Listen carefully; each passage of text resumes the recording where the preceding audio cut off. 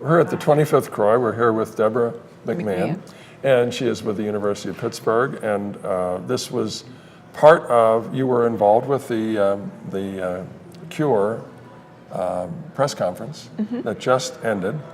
And we wanted to, obviously you have some good information because you were selected to give the press conference. Although negative information is as important as positive information because we don't want to go there again.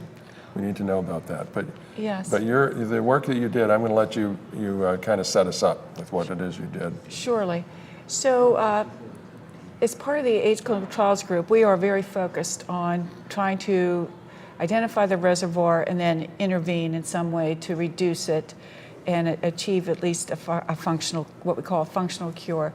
And part of this strategy is, one strategy is being evaluated as something called a kick and kill, where we take something called a latency reversing agent and administer it and try and kick the virus out of its resting or quiet state so that either current medications an individual may be taking can kind of take care of the virus that's expressed, or the immune system will recognize a cell that's expressing the virus and kill the cell.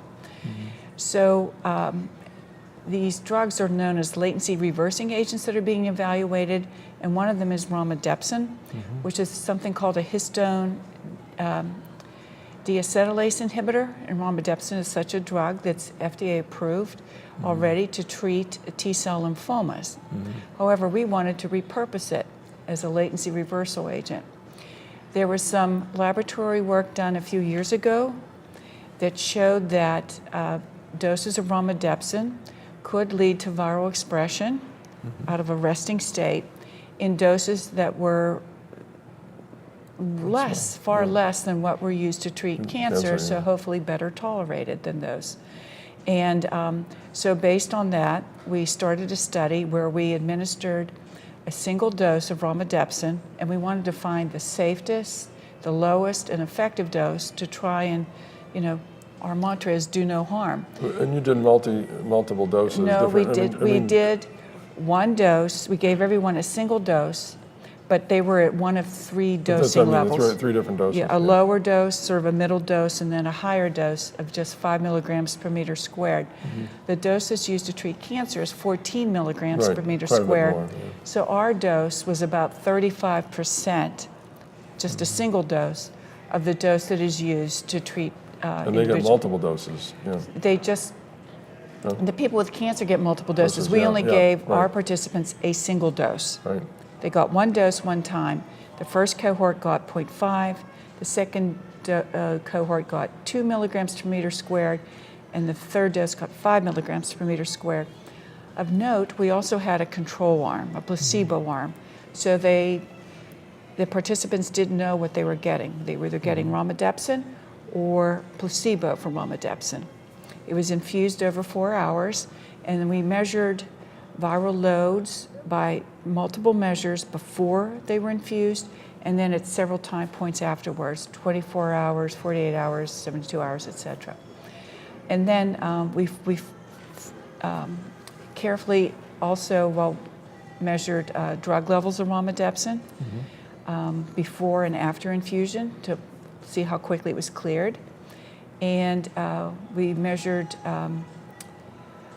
the amount of virus in the blood by several very sensitive measures, including single copy assay, which can measure down to 0.4 copies per milliliter. It's a very sensitive measure.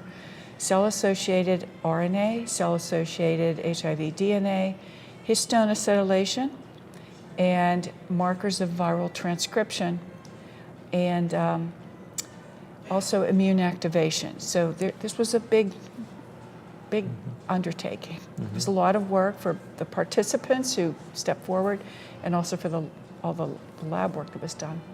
But then what we found was that we really didn't see any change in the viral measures, despite looking very carefully.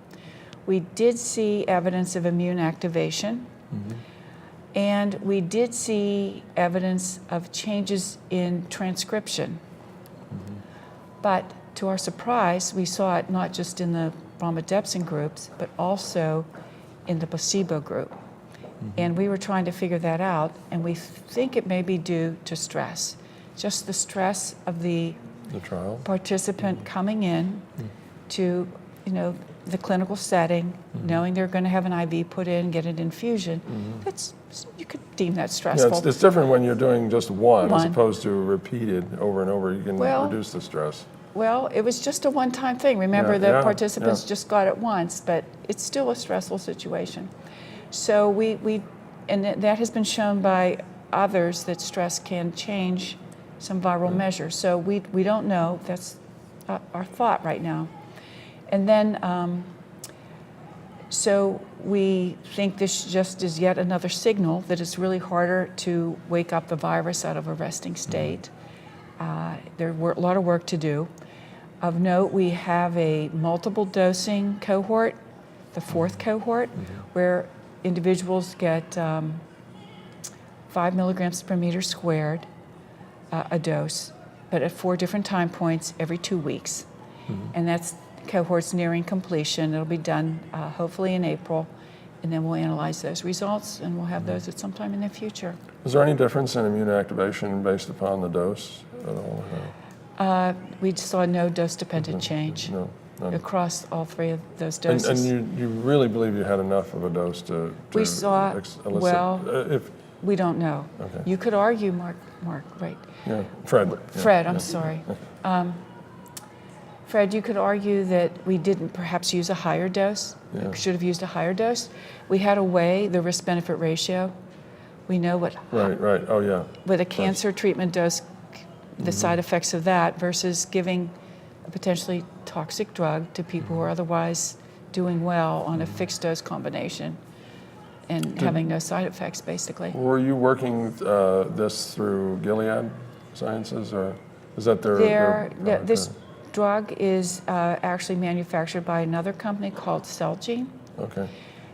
Gilead kindly donated the doses for the first 3 cohorts, and Celgene donated the doses for the 4th cohort. So it's a joint venture. Right. But you They were really partners. did all the work. The NIH funded the work Work, through yeah. the AIDS Clinical Trials Group for this study. So what are your next steps to move along with? Well, our next steps are to finish the 4th cohort April, yeah. and analyze that data, and then step back and reassess where do we go. I think it's made it clear that it'll probably take more than one approach to reverse viral latency. This may be part of a solution, but we don't know that yet. Well, we'll stay tuned. Yeah. And it is one more step in the right direction. You're answering some questions that need to be answered. Yeah. And it's building blocks. It's all baby steps, and this is one more step. It's an important one to determine the role of latency reversing agents. Do they have a role in perhaps a combination approach to addressing viral latency? Thank you so much for your work, and thank you for the interview. You're welcome, Fred. Bye-bye.